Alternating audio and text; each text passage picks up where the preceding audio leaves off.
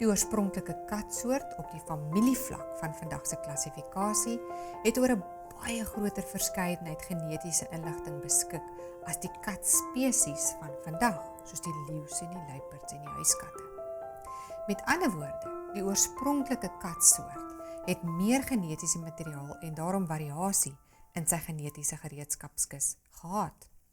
Die oorspronklike olifantsoort, weer eens op familievlak van vandag se klassifikasie, het ook oor meer as genoeg genetiese inligting beskik om al die verskillende olifantspesies voor te bring. Afrika-olifante, Indiese olifante, mammoete, mastodons en stegodons. Net so het al die makvee vanuit een oorspronklike soort, die aurags, ontstaan. Wat beteken al hierdie dinge?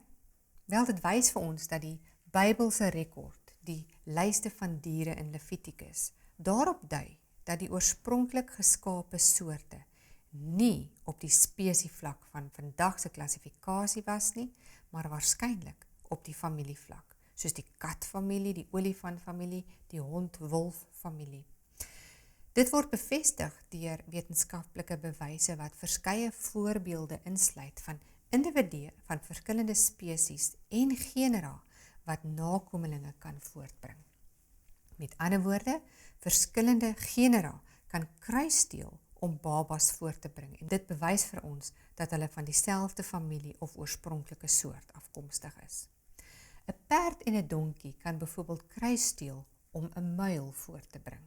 Dit bewys dat hulle afstammelinge van dieselfde oorspronklike soort is. Die zonkie is 'n kruis tussen 'n zebra en 'n donkie. Die liger is 'n kruis tussen 'n leeu en 'n tier. Die walfyn is 'n kruis tussen 'n walvis en 'n dolfyn. Ligers bewys dat 'n leeu en 'n tier verskillende spesies is, maar van dieselfde soort.